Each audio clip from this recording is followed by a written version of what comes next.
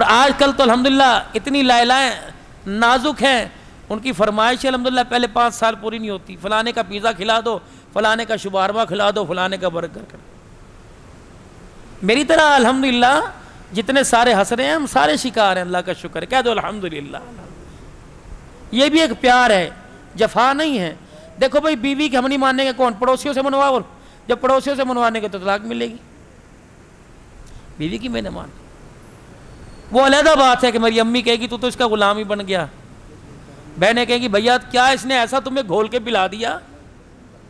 اب ان بہنوں کو بتلا دو، امی جان کو بتلا دو، یہ تو میں کر رہا ہوں۔ سرکار مدینہ روح و قلب و سینہ جناب مدنی کریم صلی اللہ تعالی علیہ وسلم کی گھر والی جناب صفیہ یا حفصہ رضی اللہ تعالی عنہا، آپ کے لیے اونٹنی منگوائی گئی سوار ہونے کے لیے۔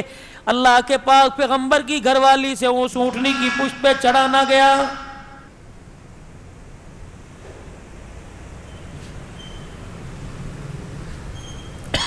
اللہ کے پاک پیغمبر جناب محمد عربی سب کہہ دیجئے صلی اللہ علیہ وآلہ وسلم، شوگر لو ہو جائے، بلڈ پریشر اپ ہو جائے، میرے عزیزو زبان کا ذائقہ کڑوا پڑ جائے، تم پال کی تلاش میں، تم چھالیوں کی تلاش میں، اگر ایمان بے ذائقہ ہونے لگے، مسجد میں جانے سے روکے، روزہ رکھنے سے روکے، فقیر کی ضرورت پوری کرنے سے روکے، اپنے آگے سے کھانا اٹھا کر کسی غریب کے آگے رکھنے سے روکے، تو بار بار درود شریف کا ورد کر لے۔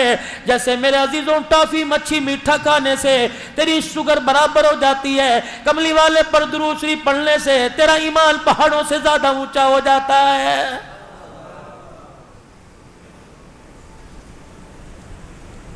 پاک پیغمبر صلی اللہ تعالی علیہ وآلہ وسلم کی گھر والی جناب حفصہ یا صفیہ اونٹ پر سوار ہونے لگی، آپ سے چڑھانا گیا۔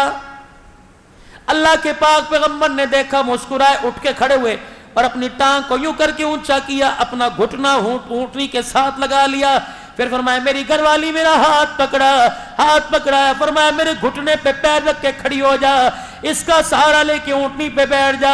اللہ اکبر، رحمت والا نبی گھروں کو اجاڑنے کے لیے نہیں آیا، بلکہ لوگوں کو جنت کا راستہ بتلانے کے لیے اور گھروں کی زندگی سنوارنے کے لیے آیا ہے۔